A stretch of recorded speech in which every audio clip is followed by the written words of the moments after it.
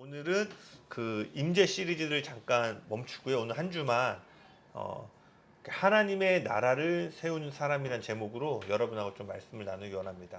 우리 제목 한번 같이 읽어볼까요? 시작. 하나님 나라를 세우는 사람. 네, 저를 따라 한번 고백해 보시겠어요? 나는 하나님 나라를 세우는 사람이다. 네, 로마서 12장 2절 한번 보시겠습니다. 로마서 12장 2절 같이 읽겠습니다. 시작. 너희는 이 세대를 본받지 말고 오직 마음을 새롭게 함으로 변화를 받아 하나님의 선하시고 기뻐하시고 온전하신 뜻이 무엇인지 분별하도록 하라. 네, 방금 읽었던 로마서 12장 2절 말씀에서요, 바울은 새롭게 변화된 생각의 중요성을 말하고 있습니다. 영어로 제가 적어놨지만 여기서 마음은 마인드, 생각을 의미하고 있습니다. 여기서 바울이 뭘 얘기하고 있죠? 하나님의 선하시고 기뻐하시고 온전한 뜻이 무엇인지 분별하려면 무엇이 필요하다라고요? 새롭게 변화된 생각이 필요하다라고 말하고 있어요. 언젠가도 나눴지만 이 분별하다라는 원어를 보면은요, 시험하다, 입증하다, 검증하다, 그러니까 검사 후에 진짜라고 인정하다라는 뜻이 있는 거예요. 이것은 마치요, 유명 화가의 미술 작품이 진품인지 아닌지를 가리는 증명과 같은 거예요. 그래서 모르시는 분들도 있을 텐데 진품 명품 아시는 분 있나요? 네, 집에 있던 그 물건을 가져와서 전문가들이 감정을 해서 이게 진품이면은 어마어마한 금액이 올라가고, 이제 가품이면은 그래서 막 대대로 막 이어져서 뭐 수억을 기대하고 왔는데 막 몇십만 원 나와가지고 막 이렇게 실망하는 장면들도 나오고. 그러니까 진품 명품처럼요, 이게 진짜다, 이게 명품이다라고 입증해 주는 게 뭐냐면 분별하다라는 거예요. 즉 바울은요, 하나님의 선하시고 기뻐하시고 온전하신 뜻, 즉 뭐예요? 하늘의 뜻을 이 땅 가운데 진짜라고 증명하기 위해서는 교회를 다니는 것이 아니라 뭐예요? 변화된 생각을 갖는 것이, 그것을 통해서 이 땅 가운데 나타난다라고 얘기를 해요. 그래서 여러분 한번 같이 선포해 볼까요? 시작. 보이지 않는 하늘의 현실은 우리 안에 변화된 생각을 통해 이 땅 가운데 나타난다. 아멘. 그래서 우리가 몇십 년을 교회를 다녀도 우리가 속한 일터나 세상 가운데 예수님을 나타내지 못한다면 왜 그러냐면, 교회를 가지 않아서, 일요일날 예배를 드리지 않아서, 헌금을 하지 않아서 그런 일이 일어나지 않는 게 아니라 우리 안에 하늘의 사고방식으로 변화된 이 변화가 이루어지지 않았기 때문에 우리가 예수를 중심으로 산다고 말하지만 세상 가운데 영향력을 나타내지 못한다는 거예요. 즉 우리가 정말 세상 가운데 하늘의 뜻을 나타내는 인생으로 나아가기 위해서는 무엇이 필요한 거예요? 변화된 생각이 필요하다는 거예요. 그리고 바울은요, 이 새롭게 변화된 마음이 이 세대를 본받지 않는 마음이라고 이야기합니다. 그런데요, 안타깝게도 많은 사람들이요, 변화되지 못한 마음, 즉 세상의 사고방식을 갖고 교회 안으로 들어옵니다. 세상의 기준과 가치로 하나님 나라를 세우고 하나님의 뜻을 이해하려고 하는 거예요. 그렇지만 여러분 기억하셔야 돼요. 이러한 열심은요, 언제나 파괴적인 결과를 가져옵니다. 마태복음 16장 23절입니다. 같이 읽겠습니다. 시작. 예수께서 돌이키시며 베드로에게 이르시되 사탄아 내 뒤로 물러가라. 너는 나를 넘어지게 하는 자로다. 내가 하나님의 일을 생각하지 아니하고 도리어 사람의 일을 생각하는도다. 네. 언젠가도 나눈 적이 있는 것 같은데 마태복음 16장에서 예수님은 그동안 말씀하지 않으셨던 자신의 죽음과 부활에 대해서 얘기하십니다. 그때 베드로가 이 얘기를 듣고 뭐라고 하시죠? 항변하여 이르되, 예수님 그렇게 하실 수 없습니다. 여기서 항변하다라는 말은 예수님이 귀신을 꾸짖을 때 사용하신 단어예요. 즉 예수님 그러시면 안 됩니다, 이게 아니라 분에 못 이겨서 절대로 당신이 그렇게 해서는 안 된다라는 뉘앙스로 예수님께 항변하여서 그렇게 하면 안 된다라고 한 거예요. 그때 예수님이 뭐라고 말씀하시냐면 방금 읽었던 사단아 내 뒤로 물러가라. 네가 하나님의 일을 생각하지 아니하고 도리어 사람의 일을 생각한다라고 얘기를 해요. 근데 우리가 이 말씀을 좀 더 이해해야 될 게, 베드로는요, 우리와 같은 이방인이 아니라 유대인으로 태어나서 유대인으로 자랐어요. 그가 어릴 때부터 자랐던 모세와 율법의, 그리고 구약의 모든 예언은요, 그 구원자가 와서 그 절대적인 통치로 다스리고 나라를 회복할 거다. 그래서 지금도 유대인들이 왜 예수를 안 믿냐면, 그들이 기다리고 있는 메시아는요, 지금 이스라엘은 이제 제3성전이라고 그러죠. 이 성경의 예언은 제3성전이 세워지면 주님의 통치가 임하는데 이미 유대인들은 그 지하에다가 삼성전에 대한 걸 다 지어놨다고 그래요. 그러니까 예수님처럼 나약하고 죽는 메시아를 이들이 기다린 게 아니라 다시 한번 이 이스라엘 하나님의 나라로 통치할 메시아를 기다렸던 거예요. 그러니까 베드로도 당연히 예수님이 그러한 메시아일 거라 생각했는데 갑자기 죽는다고 하니까 그가 그동안 배워왔던 말씀과 생각의 기준에서 부합하지가 않는 거예요.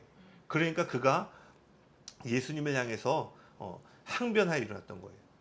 우리가 잘 알고 있는 것처럼요, 베드로는요 예수님과 하나님의 나라에 대해 어마어마한 열정을 갖고 있었어요. 베드로는 예수님을 따르기 위해서요 자신의 직업을 버렸죠. 오늘날과 같은 직업을 버리고 뭐 풀타임으로 들어간다가 아니라 전통적인 사회에서 가업을 버리는 건요 자신의 모든 사회적 위치를 버리는 거예요. 베드로는 지금 어마어마한 대가 지불을 하고 예수님을 따라가고 있는 거예요. 예수님을 따르기 위해서 안전지대를 벗어나서, 그리고 그 당시에 예수님을 따르는 무리는 마이너리티였어요. 소외받는 사람들이었고 논란의 대상이었고 수많은 메인스트림으로부터 손가락질을 받는 무리였어요. 근데 베드로가 그 모든, 마치 오늘날로 따지면 뭐죠? 신사도. 네. 야, 얘네 이단이야. 얘네 신사도야. 모든 검증된 단체와 기관들이 손가락질한 그 공동체의 베드로는요, 욕먹기를 두려워하지 않고 따라갔던 인물이었어요. 그런데 그러한 베드로 안에 변화되지 않은 생각이 자리 잡고 있었던 거예요. 그리고 예수님은요, 이러한 베드로 안에 변화되지 않은 생각 가운데 사단이 자리를 잡았다라고 말씀하신 거예요. 로마서 10장 2절도 한번 읽어보실까요? 시작. 내가 증언하노니 그들이 하나님께 열심히 있으나 올바른 지식을 따른 것이 아니니라. 바울도 동일한 얘기를 해요. 자신의 민족 유대인을 향해서 뭐라고 얘기하냐면 그들이 분명 하나님을 향한 열심을 갖고 있다. 그렇지만 그들이 올바른 지식을 따르지 않았다. 그 결과가 뭐예요? 기독교인들을 핍박하고 예수를 믿는 사람들을 핍박했죠. 심지어 유대인들은 오늘날까지도 예수님을 부인하고 기독교인을 반대하고 있어요. 제가 말하고 싶은 건 뭐냐면요, 우리가 베드로와 같이 안전지대를 벗어나고 어마어마한 헌신을 하는 그것 가운데서도요, 변화되지 않은 생각이 있으면 베드로와 같이 결정적인 순간에 예수님 그렇게 하시면 안 되죠. 예수님 이거는 이렇게 하시면 안 되죠라는 사람의 생각, 하늘의 생각이 아니라 사람의 생각이 들어오게 될 수 있다는 거예요. 이처럼 변화되지 않은 마음, 세상의 기준과 가치를 따르는 생각은 파괴적인 결과를 가져온다는 것을 여러분 명심하셔야 돼요. 그리고 이러한 일들은 하나님을 향한 헌신 가운데서도 나타날 수 있다는 거예요. 그래서 우리는요, 하나님을 향한 열심만이 아니라 새롭게 변화된 마음을 날마다 갈망하셔야 된다는 거예요. 아멘이십니까? 2번 한번 같이 읽어볼까요? 시작. 하늘과 땅을 나누지 말라. 아래도 읽어보겠습니다. 신앙과 세상 일을 나누지 말라. 다시 말하지만요, 많은 사람들이요, 새롭게 변화된 생각이 아니라 세상적인 생각을 갖고 하나님 나라로 들어와요. 그리고 이러한 사람들의 가장 큰 특징이 뭐냐면요, 하늘과 땅, 하나님 나라와 세상 일을 분리하는 이분법적인 사고방식을 갖고 있는 것입니다. 이거를 흔히 우리는 헬라적 사고방식이라고 그래요. 제가 볼 때 우리 여기서 대부분이 여기서 자유롭지 않을 거예요. 우리는 그 에베소서 말씀에 하늘과 땅이 그리스도 안에서 통합됐다, 일치되려고 한다라고 생각하지만요, 우리도 모르는 사이 하늘과 땅을 분리하는 사고방식을 갖기 쉬운 세상 가운데 있습니다. 이러한 일들이요, 이스라엘 백성들에게도 일어났어요. 그게 뭐냐면 사무엘상 8장을 보면은요, 이스라엘 백성이 사무엘에게 왕을 요구해요. 이스라엘은 주변 나라들을 보기 시작한 거예요. 사무엘상 8장 4절에서 5절 한번 읽어볼까요? 시작. 이스라엘 모든 장로가 모여 라마에 있는 사무엘에게 나아가서 그에게 이르되 보소서, 당신은 늙고 당신의 아들들은 당신의 행위를 따르지 아니하니 모든 나라와 같이 우리에게 왕을 세워 우리를 다스리게 하소서 한지라. 이스라엘이 어느 순간 보니까 옆 나라들을 보기 시작한 거예요. 비교하기 시작한 거예요. 근데 보니까 저 나라들은 왕이 있어. 보니까 자기네들은 풍전등화 같아. 지켜주는 사람도 없고 경제적으로도 그냥 마치 그날 먹고 그날 사는 것 같은데, 왕이 있는 나라들을 보니까 막 재정도 쌓이고 도시도 건설되어지고 원수가 침범할 때마다 막강한 군대가 있고 자신들도 이러한 나라를 갖기 원하는 생각들을 갖게 되었어요. 그런데 이 요구 앞에 사무엘은 분명하게 얘기를 합니다. 왕을 구하는 일이 하나님이 기뻐하시는 일이 아니다. 그러면서 뭐라고 하냐면 만일 왕이 세워지고 이 군주제를 유지하려면 너희는 지금 내지 않던 어마어마한 세금을 내야 되고 너희의 아들들은 군대로 징집되고 딸들과 다른 자녀들은 이 나라의 봉사를 하기 위해서 여러 곳 가운데 종으로 너희들이 섬겨야 된다. 그리고 무엇보다 결정적인 순간에 진정한 왕이 되시는 주님의 도움을 받지 못할 것이다 라고 얘기를 해요. 그런데요, 그럼에도 이스라엘은요 한사코 자신들을 다스릴 왕을 세워달라고 고집을 부립니다. 결국 하나님이 사무엘을 통해 그들이 원하는 왕을 허락하세요. 그리고 우리가 잘 아는 사울이 그 이스라엘의 초대 왕으로 세워지게 되죠. 성경 오늘 구절을 다 보지 않지만 8장을 보면요, 이스라엘이 왕을 요구하는 데는요 구구절절 옳은 이유들을 나열해요. 이스라엘은요 자신들을 이끌어줄 왕이 세워지면 지금보다 더 행복하고 안정적인 삶이 보장될 것이라고 생각한 거예요. 그렇지만 우리가 아는 것처럼 그 결과는 비극이었죠. 사울은 얼마 안 가서 하나님을 떠났고 그 결과 이스라엘은 사울의 포악하고 그릇된 통치를 받게 됩니다. 이 사울의 넘어짐을 통해서 이스라엘 전체가 고난과 어려움을 겪게 돼요. 무엇이 잘못된 거죠? 이스라엘은요 영적인 일과 자연적인 일을 나눠서 생각한 거예요. 그들은 예배에 관련된 일, 순종과 같은 신앙의 문제는 마저 종교적인 영역이 맞지, 제사장이 해야지. 그렇지만 전쟁이나 경제와 같은 실질적인 문제는 이거는 다른 일이야, 세상의 일이야 라고 구별해서 생각한 거예요. 그들은 전쟁의 승리나 경제적인 축복, 나라의 출범이 모두 하나님이 하신 일임을 망각했어요.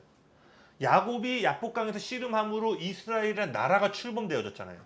나라를 시작하시고 이 모든 전쟁과 경제를 붙잡고 있는 분이 하나님이었는데요. 그리고 하나님은 예배 때만큼이나 전쟁 가운데서 역사하셨는데요. 어느 순간 그들이 영적인 일과 세상적인 일을 분리하여 생각했고요. 그 결과 이스라엘은 이전에 겪지 않았던 어려움을 겪는 시간으로 들어가게 되었다는 거예요. 여러분은 어떠세요? 많은 사람들 안에 제가 볼 때 이러한 이분법적인 사고방식이 자리 잡고 있다고 생각해요. 영적인 일은 영적인 일이고 실질적인 일은 세상의 기준과 논리로 바라봐야 된다라고 생각하는 거예요. 물론 우리 안에 이러한 생각들이 자리 잡게 된 배경을 이해하지 못하는 건 아니에요.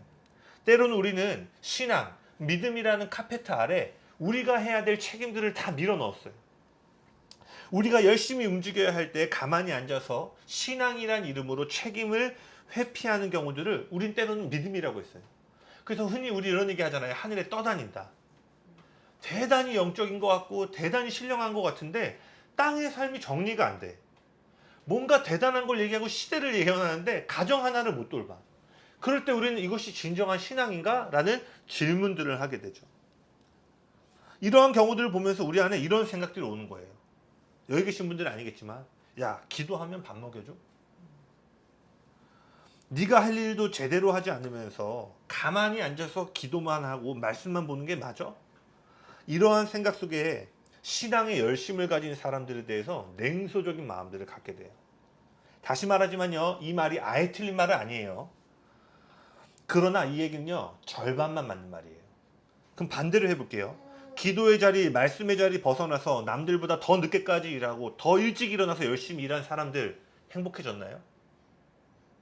매한가지라는 거예요.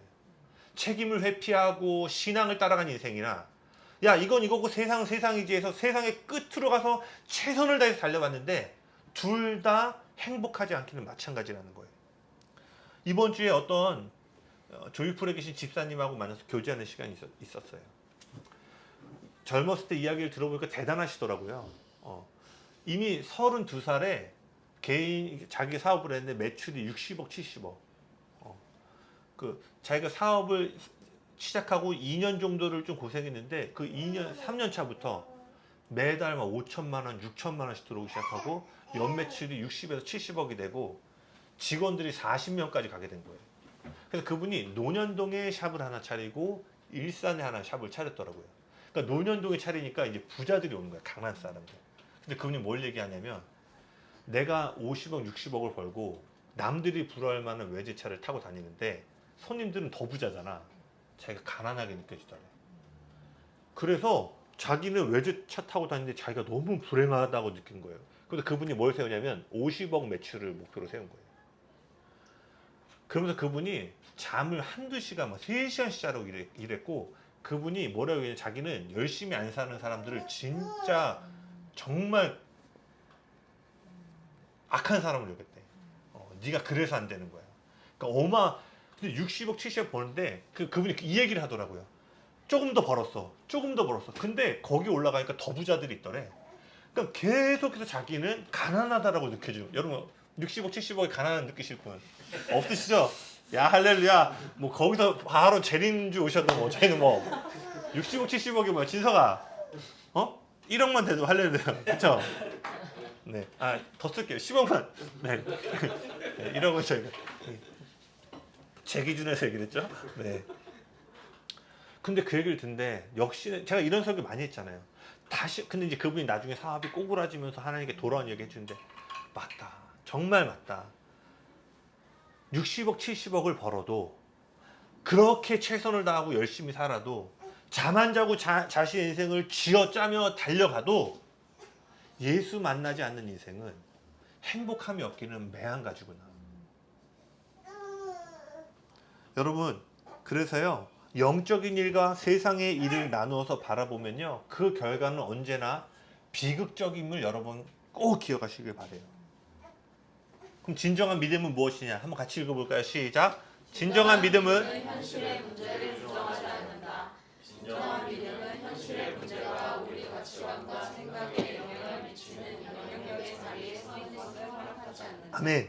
진정한 믿음은요, 하늘과 땅을 분리하는 게 아니에요. 문제를 외면하고 금식하면 될 거야, 대책 없이 그냥 기도만 하면 될 거야가 아니라, 이 문제를 무시하는 것이 아니라 이 문제로 인해서 걱정과 근심이 우리의 영향력의 자리에 서지 못하도록 하는 게 믿음이라는 거예요. 그래서 진정한 믿음은 하늘을 만질 뿐만 아니라 땅을 변화시키는 여정으로 이끈다는 것입니다. 그래서 여러분, 우리는 반드시 하늘의 생각으로 이 땅을 바라보고 다스릴 수 있어야 합니다. 이것이 예수님이 말한 뜻이 하늘에서 이루어진 것처럼 땅에서 이루어지는 삶입니다. 하늘의 생각이 이 땅을 살아가고 있는 우리의 생각을 통해 이 땅 가운데 나타나야 된다는 거예요. 그래서 저도요, 어떤 생각을 많이 하냐면 어떤 어려움들 오거나 고민할 거리들이 오잖아요. 그럼 저는 항상 이 질문을 해요. 신앙 없는 사람도 나처럼 생각할 건가? 생각해봤는데 이거 뭐야, 안 믿는 애도 이렇게 반응할 것 같은데 이 문제가 생겼어. 재정의 문제. 생각해보니까 안 믿는 사람도 힘들어해. 그럼 지금 내가 힘들어하는 거는 믿음이 없인 사람이랑 똑같은 반응인 거잖아. 그럼 믿음이 있다는 건 어떻게 반응할 건가? 계속 질문하는 거예요. 그러면서 이 상황이 영향력의 자리에 서서 나를 짓누르도록 허락하지 않고, 어려운 느낌이 들지라도 다시 한번 하늘의 사고방식으로 돌아가서 이 상황 가운데 하늘의 반응을 하도록 연습하는 거예요. 아멘이십니까? 여러분, 이제 믿음을 선포합니다. 우리 안에 영적인 일은 영적인 일로, 세상적인 일은 세상의 가치관으로 따라야 된다라고 하는 모든 이분법적인 사고방식이 예수의 이름으로 무너질지어다. 인간적인 열심으로 뚫어내려고 하는 모든 종교적인 인본주의적인 생각이 예수의 이름으로 무너질지어다. 그렇다면 좀 더 살펴볼게요. 영적인 사람이 돼야 돼요. 하나님 나라를 세우려면요, 영적인 사람이 돼요. 그리고 영적인 사람은 뭐예요? 눈에 보이는 현실 너머를 볼 줄 아는 사람이에요. 예수님은요, 성경 복음서를 보면요, 어떠한 진리를 다루실 때는요, 자연현상을 통해서 이 영적인 실체를 설명하십니다. 예를 들어서 추수라는 자연적인 법칙을 통해서 전도를 설명하시죠. 씹는 이가 있고 물을 주는 이가 있고, 자라게 한 어떤 이런 추수의 원리를 통해서 전도나 기도 응답들, 이런 것들을 설명하세요. 또 어떤 얘기를 하시죠? 많이 심으면 많이 거두고 적게 심으면 적게 거둔다. 이거는 신앙이 없는 사람도 자연의 법칙에서 알아들을 수 있는 언어죠. 그렇구나, 하나님 나라에서 많이 거두려면 많이 심으면 되구나. 어렵지 않아요.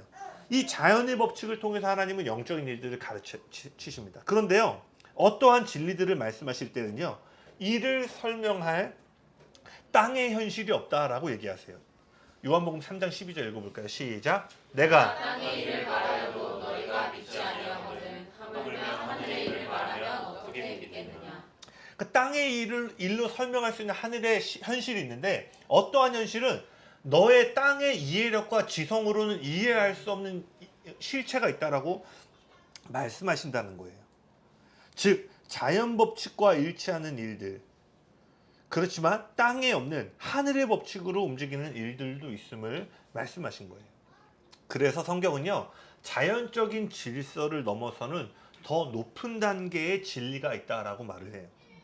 이 땅의 일로는 설명할 수 없는 하늘의 실체입니다. 그게 뭐냐면 몇 개만 설명해 드릴게요. 요한복음 4장 35절 읽어볼까요? 시작. 너희는 넉 달이 지나야 추수할 때가 이르겠다 하지 아니하느냐. 그러나 나는 너희에게 이르노니 너희 눈을 들어 밭을 보라. 희어져 추수하게 되었도다.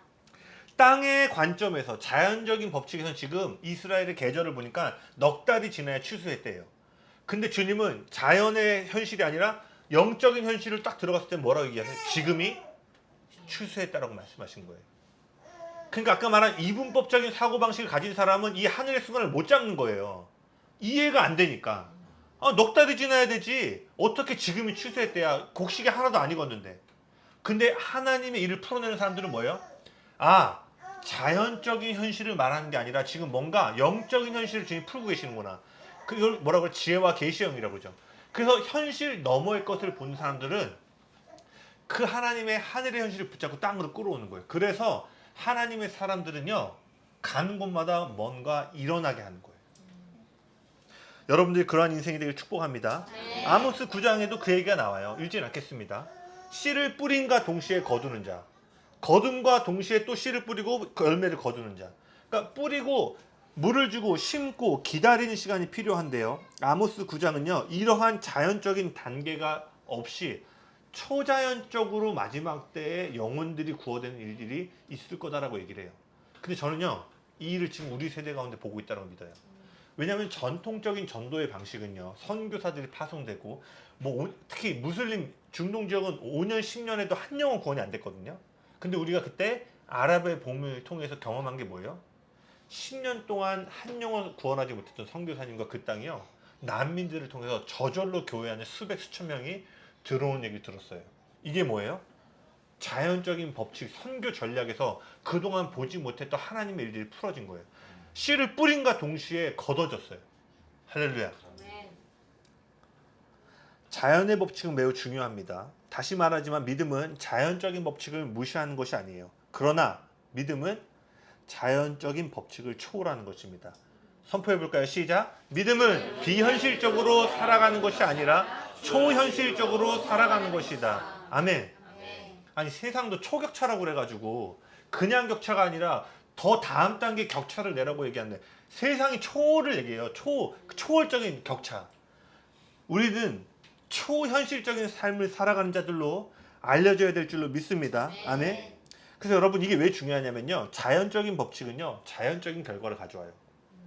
여러분이 자연적인 성경의 가르침 중요합니다. 많이 심으면 많이 거둔다. 맞아요. 그러면 여러분 자연적인 법칙이 가져오는 결과만 얻게 돼요.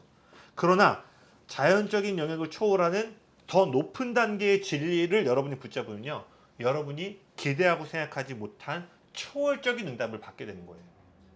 어떻게? 뿌림과 동시에 거두게 되는 거예요. 이것이 바로 바울이 에베소서 3장 20절에 말한 너희가 구하거나 생각하는 것에 넘치는 응답. 아멘. 아멘. 저는 갈망해요. 주님, 내가 기대하고 구하는 것보다 더 넘치는 응답으로 내 삶을 가득 채워주십시오. 아멘. 창세기 26장에 보면은요, 온 땅에 흉년이 들어요. 그런데 그때 이삭이요, 메마른 땅에 씨를 뿌리고요, 놀라운 건요, 100배의 추수를 하게 됩니다. 이게 자연스러운 일인가요?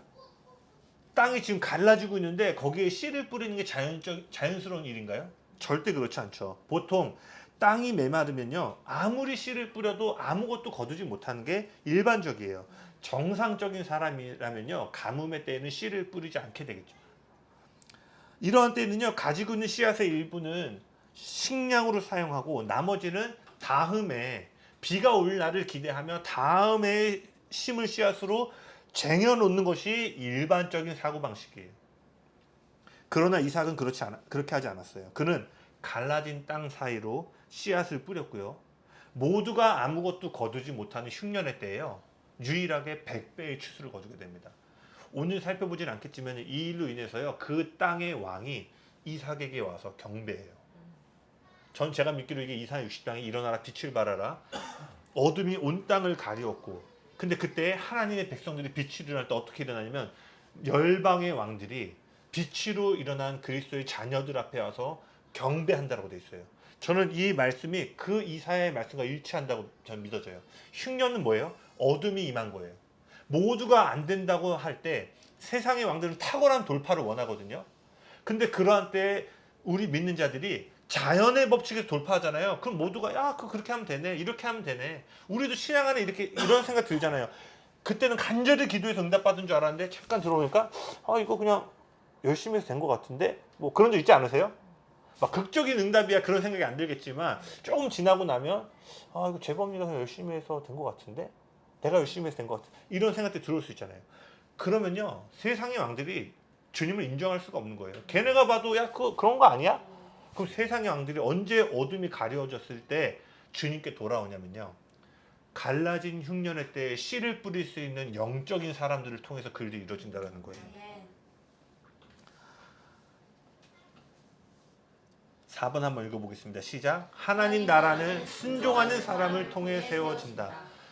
눈에 보이는 현실 너머의 것을 봤다면 이제 뭐예요? 순종하는 발걸음으로 나아가야 된다는 거예요.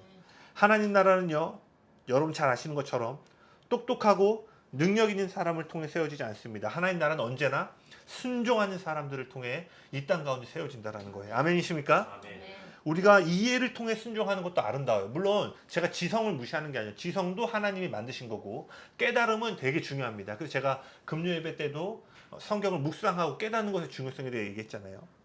이해를 통해 순종하는 것도 아름답지만요 더 중요한 건 뭔지 아세요?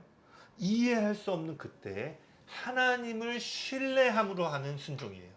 다시요. 이해하고 순종하는 것도 아름답습니다. 그러나 더 중요한 건 뭐냐면 이해할 수 없는데 하나님을 신뢰함으로 하는 순종이라는 거예요. 만약 내가 이해될 때에만 순종하면요 하나님을 나의 지성의 크기로 축소시키는 거예요. 이렇게 되면은요 하나님께서 여러분을 통해 일하시려고 할 때마다 하나님께서 여러분을 통해 순종을 원하실 때마다요 하나님은 여러분을 이해시킬 만한 어떠한 이유들을 계속 제시하셔야 돼요. 이해력을 강조하면 하나님이 우리를 설득시킬 때에만 순종이 이루어지게 되는 거예요. 이것은 참된 순종의 모습이 아니죠. 왜? 이 순종의 주도권이 하나님이 아니라 나의 이해력에 있기 때문에. 하나님은 우리의 이해력에 기초한 순종이 아니라 하나님을 향한 신뢰에 기초한 순종을 원하십니다. 아멘이세요? 그리고 이러한 신뢰는요 오직 우리가 이해할 수 없고 통제할 수 없는 자리에서만 배우게 돼요. 그것이 아마 이번 주 승부 집회를 좀 들어보신 분들 알겠지만 뭐예요? 연단과 훈련의 자리에서만 우리는 이러한 신뢰를 배우게 된다는 거예요. 그래서 하나님은 언제나 여러분이 이해할 수 없고 통제할 수 없는 상황 가운데로 여러분을 반드시 인도하십니다. 금요일에 얘기했죠? 징계가 없으면 사생하라는 거예요. 여러분, 하나님 여러분 정말 사랑하시잖아요.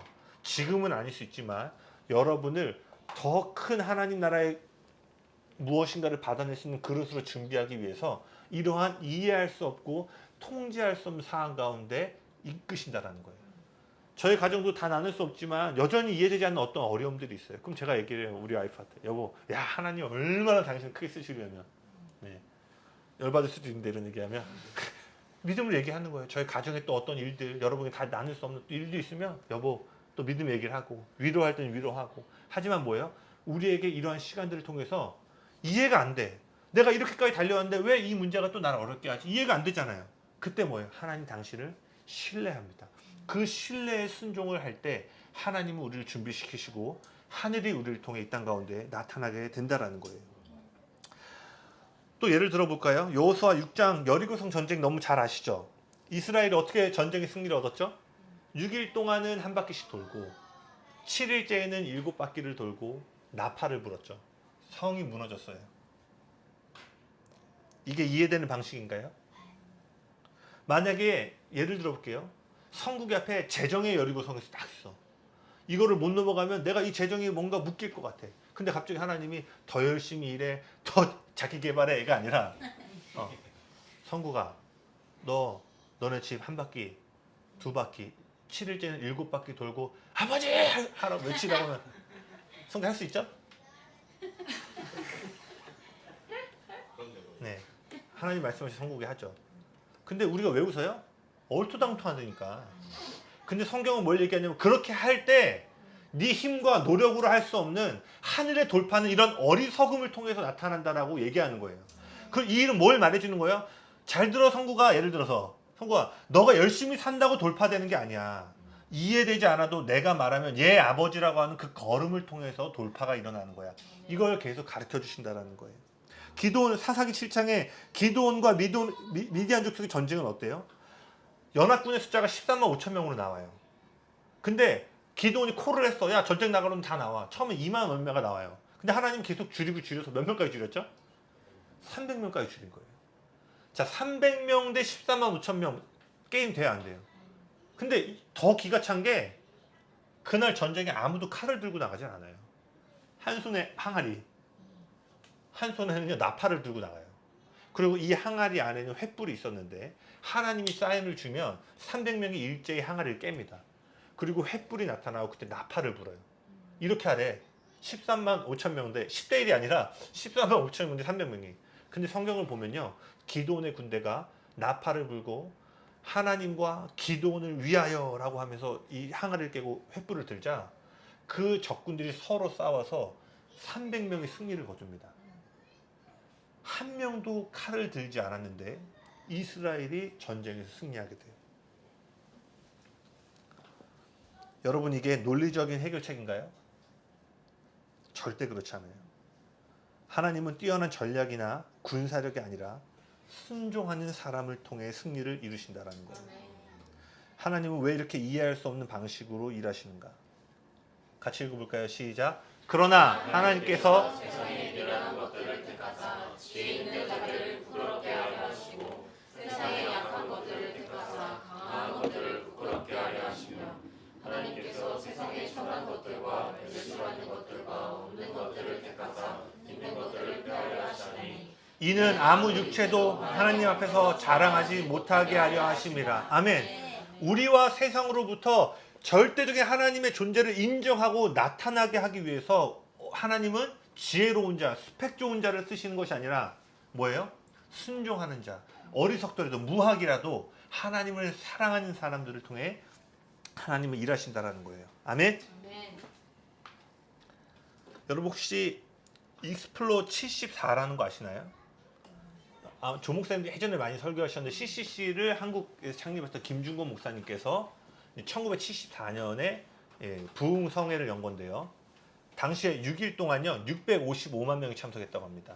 73년에 빌리 그레함 그 아시죠? 여의도에 모였던 그 집회가 있고요. 그 다음에 근데 72년에 이 김중곤 목사님이 72년에 다른 나라에 있었던 익스플로어를 갔다가 하나님으로부터 한국에서도 이러한 부흥성회를 하라는 마음을 받으신 거예요.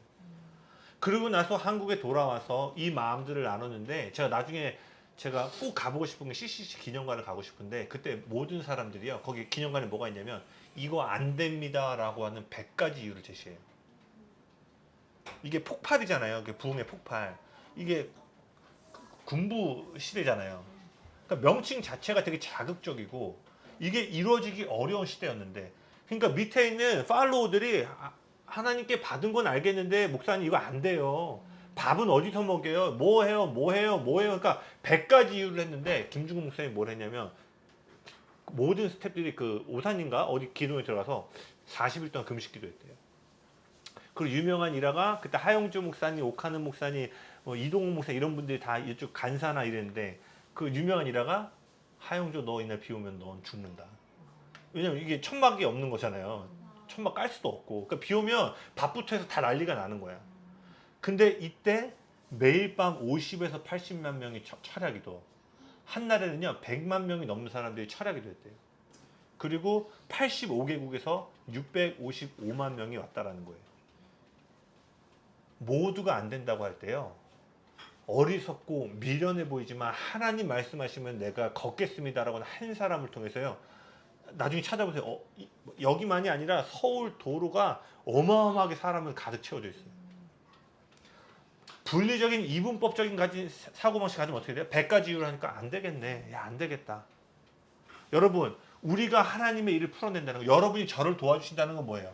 자연의 법칙을 무시하지 않지만 뭐예요? 거기에 갇히면 안 된다는 거예요. 제가 뭘 하겠다 하면 여러분이 뭘 해야 돼요? 아, 그렇죠. 아멘. 할렐루야.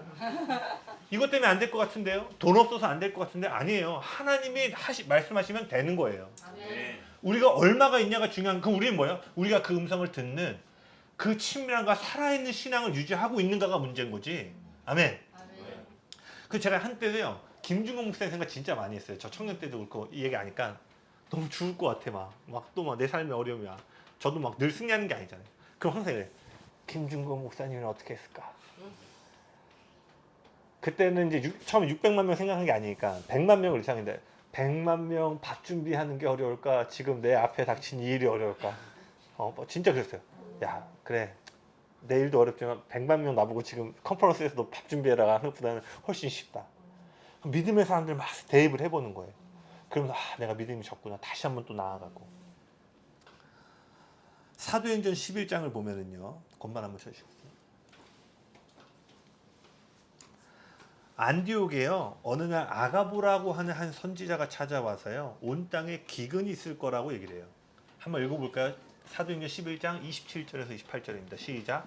그때 선지자들이 예루살렘에서 안디옥에 이르니 그중에 아가보라는 한 사람이 일어나 성령으로 말하되 천하에 큰 흉년이 들리라 하더니 글라우디오들에 그렇게 되니라. 그런데요. 이 예언을 들은 안디옥 성도들이요. 앞으로 다가올 기근을 대비하기 위해서요. 헌금을 모읍니다. 근데 이건 일반적인 반응이 아니에요. 보통 전쟁이나 기근과 같은 어려움이 닥칠 것이라는 소식을 들으면요. 사람은 자연스레 자기 자신을 위해 행동합니다. 그래서 한국도 예전에 북한에서 뭐 전쟁 난다고 했을 때 뉴스 뭐 났죠? 사재기, 뭐 물부터 해서 뭐 텅텅 비었잖아요.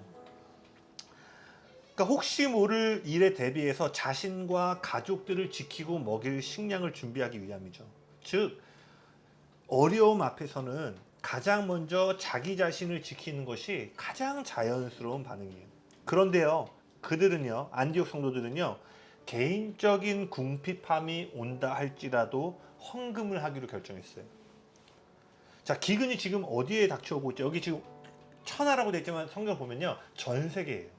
전 세계적인 단위, 마치 코로나와 같은 기근이 올 거다라는 예언이 던져진 거예요. 즉 자신들을 향해 전 세계적인 어떤 코로나와 같은 기근과 어려움들이 다가오고 있는 거예요. 그럼에도 그들은 뭐예요? 헌금을 합니다. 그런데 더 놀라운 사실이 뭔지 아세요? 그들이 이 헌금을 어떻게 사용했냐면요. 29절 30절입니다. 같이 읽겠습니다. 시작. 제자들이 각각 그 힘대로 유대에 사는 형제들에게 부조를 보내기로 작정하고 이를 실행하여 바나바와 사울의 손으로 장로들에게 보내. 어려움이 닥치면 자기를 돌보는 게 자연적이죠.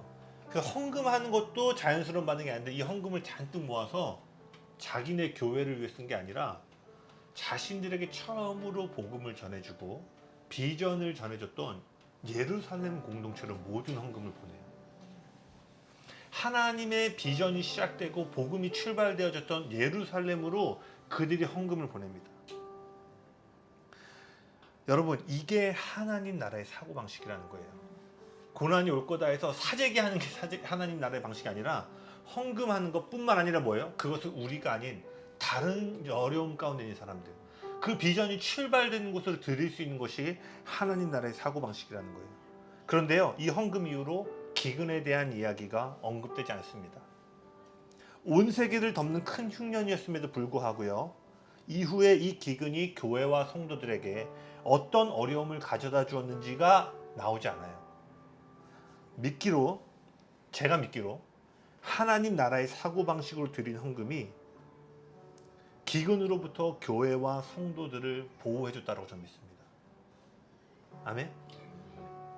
어려운 순간이 닥쳐오면 의뢰 대부분의 사람들이 반응할 합리적이고 이성적인 생각과 행동이 아니라 그 행동이 그들을 지켜주고 보호해준 것이 아니라 세상의 가치로는 이해할 수 없는 하늘의 사고방식과 순종이 기근과 경제적인 어려움으로부터 교회와 성도들을 보호해 줬다라는 거예요.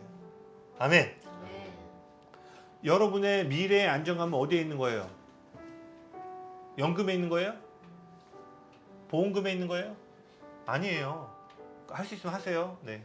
대책 없이 살라는 게 믿음 아니라는 거 이해되시죠? 우리의 진정한 근데 안정감은 뭐예요? 주님이 말씀하실 때 주님 나를 위해서 우리 교회를 위해서 헌금하는 것도 좀 믿음인 것 같은데 아예 다른 곳을 위해서 하라고요? 그때 예 아버지 할 수 있는 마음을 가질 때 그 하늘의 사고방식이 여러분을 보호한다라는 거예요. 비치는 교회가 개척 초기부터 결정한 게 있죠. 저희가 헌금의 일정량을 선교 헌금으로 어제 밤에도 와이프랑 얘기했냐면 무슨 얘기했냐면 제가 잘 모르겠는데 성도가 일정 금액 일정 숫자 넘어가면 아직 모르겠어요. 그거를 난 이 비율을 늘릴 거다. 계속 열방을 향해 늘릴 것입니다. 그래서 제가 결정했잖아요. 그리고 지난주에 제가 좀 2달치 또 재정 보고를 했고 그래서 이번 주에 지난주에 이제 이 재정을 또 열방 어디로 흘려보낼까 기도하고 있었는데 우간다에 있는 현영자매도 아는 그 하재혁 선교사님이라는 분이 있는데 화요일날 저한테 기도 편지를 보냈어요. 형님 잘 지내시죠? 7월달 기도 편지 나와서 이렇게 보냅니다. 그래서 제가 그날 답장을 보낸 줄 알았는데 써놓고 보내질 않았던 거예요. 답장이 왜 없지 하고 봤더니 그래서 이제 다음 날이 됐죠.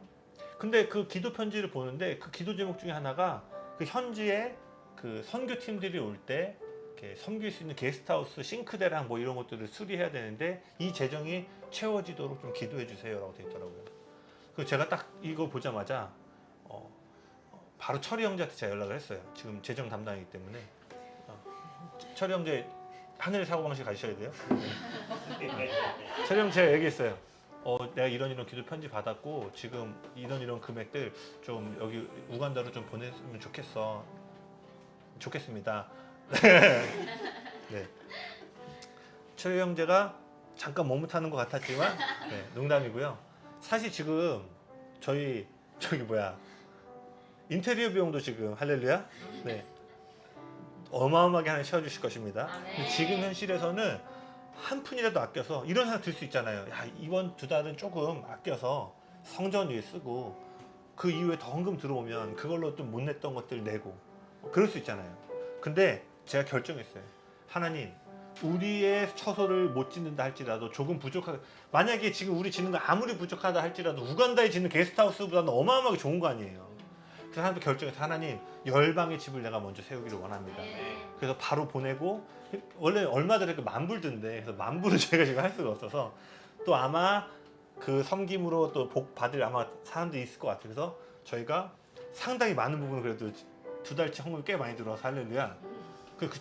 그 친구 너무 놀란 거야. 형님 이게 뭐냐고 막. 그래서 아니야 이게 우리가 복 받는 길이니까. 그래서 다 못해서 미안해. 우리가 다음에 더 섬길 수 있도록 우리도 한번 해볼게.